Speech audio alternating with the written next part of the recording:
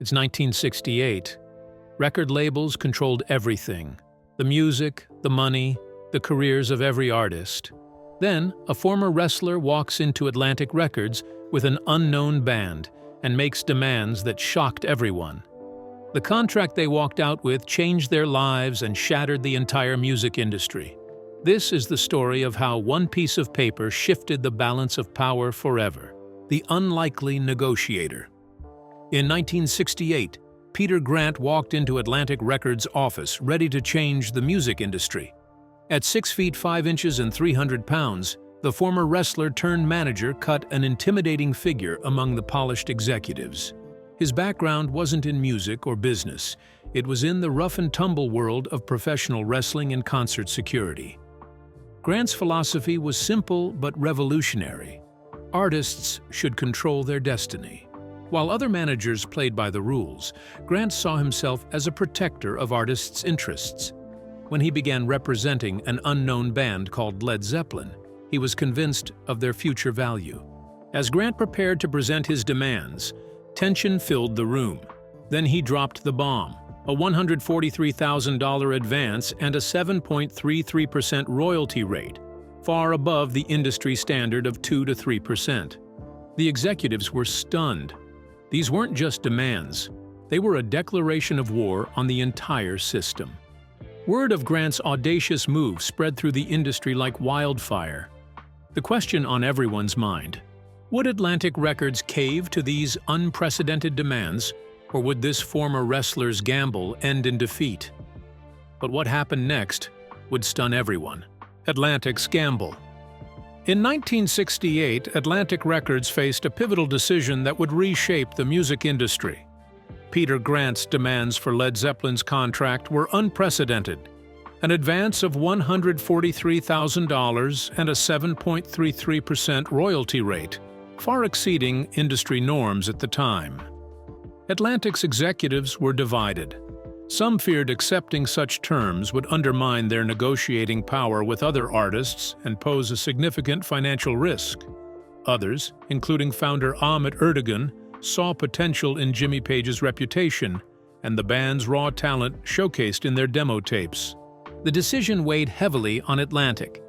The advance alone represented a substantial investment, and if Led Zeppelin failed to gain traction, the label stood to lose considerably. However, Ertegun's instinct for emerging trends and his commitment to artist-driven music ultimately prevailed. In a bold move, Atlantic Records accepted Grant's terms. The contract was signed, marking the beginning of a partnership that would have far-reaching consequences for the entire music industry. The gamble paid off spectacularly. Led Zeppelin's debut album, released in early 1969, was a massive success, quickly recouping Atlantic's investment. The band went on to become one of the best-selling acts in music history, validating Atlantic's decision. More importantly, this deal set a new standard for artist empowerment in the music industry. It fundamentally altered how artists approached contract negotiations, creating a legacy that continues to influence deals to this day. The financial risk Atlantic took in 1968 yielded returns that extended far beyond monetary value, reshaping the balance of power between artists and labels for generations to come. The contract was signed, but the real bombshells were hidden in the fine print. The revolutionary terms, $1.1 million, was just the beginning for Led Zeppelin. Their 1968 contract with Atlantic Records reshaped the music industry landscape. At its core was an unprecedented 7.33% royalty rate in major markets, far exceeding industry norms for new acts. This financial windfall came with extraordinary creative control, allowing the band final say on album artwork, track listings, and single releases. Led Zeppelin also retained control of their publishing rights through Superhype Tapes, a company set up by Jimmy Page and manager Peter Grant. This arrangement gave the band long-term ownership over their music and its use, a rarity in an era when labels often claim these valuable rights. The contract included unusual provisions that highlighted Atlantic's confidence in the band's potential. One allowed the label to release up to 2 compilation albums per year.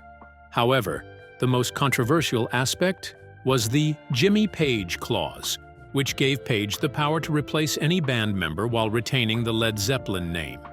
Industry insiders debated the implications of this clause. Some viewed it as a bold move, cementing Page's leadership, while others questioned its impact on band dynamics.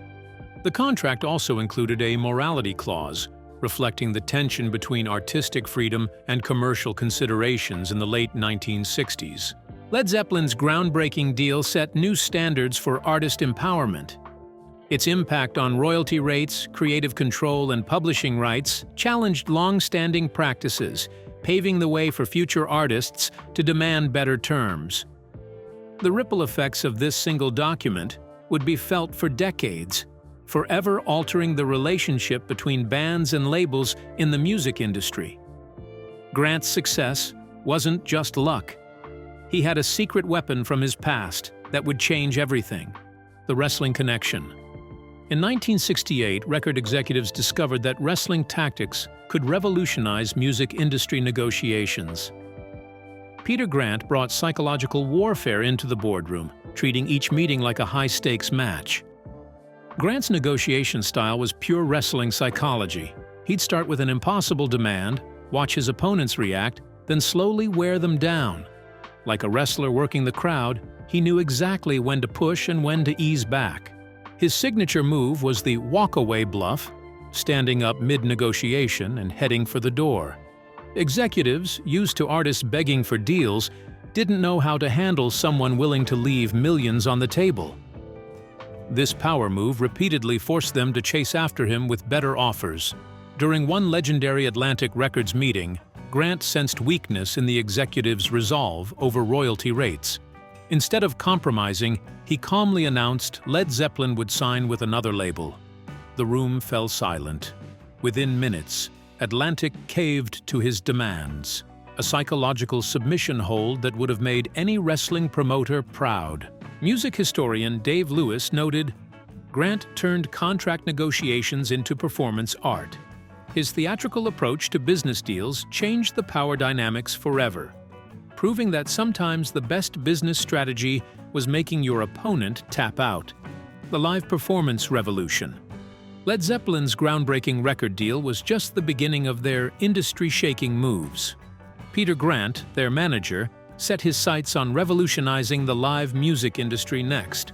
In the 1960s, artists typically received only 40% to 50% of gross ticket sales, with promoters and venues taking the lion's share. Grant saw an opportunity to flip this model on its head. Leveraging Led Zeppelin's massive popularity, Grant negotiated an unprecedented 90-10 split for concert revenues. The band would take home 90% of ticket sales, leaving promoters with just 10%. Grant argued that Led Zeppelin's drawing power would ensure packed venues, making even a 10% share profitable for promoters through concessions and other revenue streams. This new arrangement transformed the economics of touring for Led Zeppelin. Live performances became a primary income source, allowing the band to invest heavily in their stage production. The result was the creation of legendary live experiences that would define their career. The impact of this deal rippled through the music industry. Other established artists, like the Rolling Stones, began demanding higher percentages of ticket sales. The 90-10 split encouraged bands to view touring as a significant income stream, rather than just a promotional tool for album sales. Led Zeppelin's approach to concert revenue set a new standard for artist compensation in live performances. It empowered musicians to take greater control of their shows, both creatively and financially.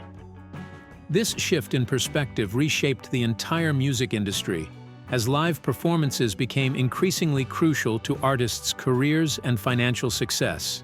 The revolution in concert revenue sharing pioneered by Led Zeppelin continues to influence how tours are structured and negotiated today. Their innovative approach to both recording contracts and live performance deals cemented their legacy as trailblazers in the business of rock and roll. But the tremors from Led Zeppelin's contract were only beginning to spread. Industry shockwaves. In 1968, the standard artist royalty rate was a mere 2 to 3%. Led Zeppelin's deal didn't just raise the bar, it obliterated it. As word spread through the music world, the industry's power structure began to crack. The immediate impact was seismic. The Rolling Stones, already rock royalty, renegotiated their Atlantic Records contract for more control and their own label.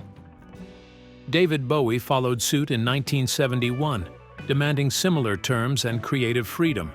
By mid-1970s, the industry standard had skyrocketed to 5 to 7% royalty rates. But the real revolution wasn't just about money. Led Zeppelin's contract sparked a wave of artist empowerment. Pink Floyd gained the freedom to create ambitious concept albums without label interference. Elton John secured unprecedented creative control.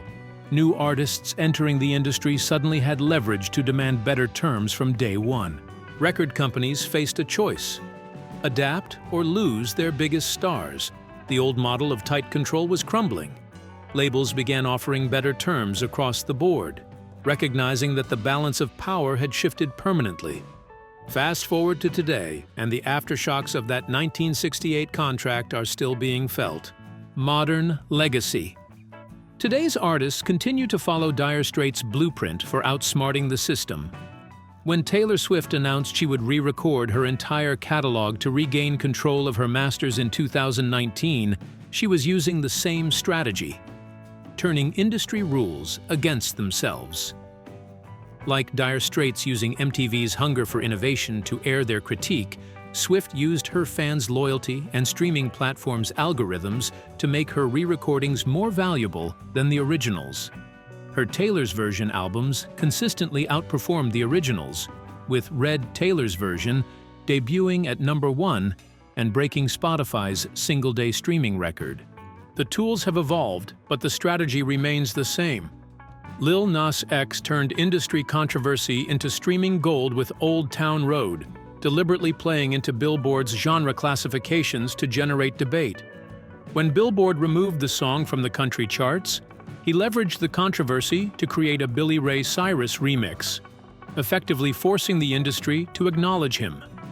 The song went on to become the longest-running #1 hit in Billboard history, proving that, like Dire Straits, he could use the system's rules against itself. The digital revolution has created new battlegrounds for artist innovation. Travis Scott's groundbreaking Fortnite concert drew 12.3 million concurrent players, generating $20 million in merchandise sales and revolutionizing virtual performance. The Weeknd's TikTok virtual performance attracted 2 million unique viewers and raised $350,000 for charitable causes. Both artists, like Dire Straits with CGI, used cutting-edge technology to rewrite industry rules. Social media has become the new MTV, and artists have learned to manipulate its algorithms just as Dire Straits manipulated MTV's appetite for innovation. Bad Bunny's rise to global superstardom, despite singing primarily in Spanish, came from mastering Spotify's playlist system and social media promotion. His album Un Verano Sin Ti became the first Spanish-language album to top Billboard's year-end chart, proving that understanding and exploiting the system's mechanics still leads to success. Even emerging artists have adopted this strategy. Oliver Tree built his career by deliberately creating viral moments that seemed to mock social media culture while mastering it. Glass Animals' Heat Waves became a sleeper hit through TikTok virality, showing how artists can now use platform algorithms the way Dire Straits used MTV's programming needs. The streaming era has also created new forms of gatekeeping to overcome. Playlist curators have replaced MTV VJs, while recommendation algorithms determine what music reaches listeners. Artists like Drake and The Weeknd have mastered this new landscape, creating albums specifically designed to dominate streaming platforms through track length, song order, and strategic feature placements. Independent artists have found their own ways to challenge the system. Chance the Rapper became the first streaming-only artist to win a Grammy, deliberately bypassing traditional distribution channels. More recently, artists like Steve Lacy have used TikTok's short-form video format to turn song snippets into viral hits, proving that understanding platform mechanics is as crucial now as understanding MTV was in 1985. The lesson from Money for Nothing endures. Sometimes the best way to change the system is to master it first.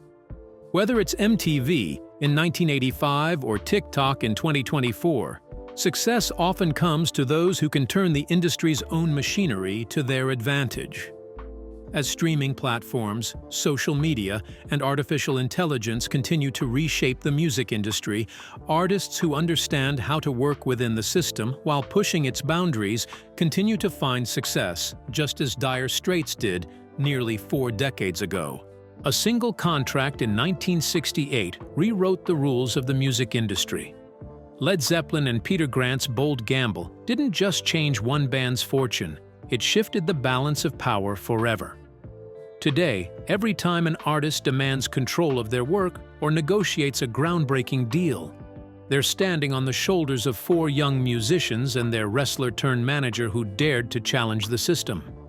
The music industry continues to evolve, but one truth remains constant. Artists deserve a say in their art, their careers, and their future. Led Zeppelin's contract wasn't just a piece of paper. It was a declaration of independence that still echoes through recording studios and boardrooms today.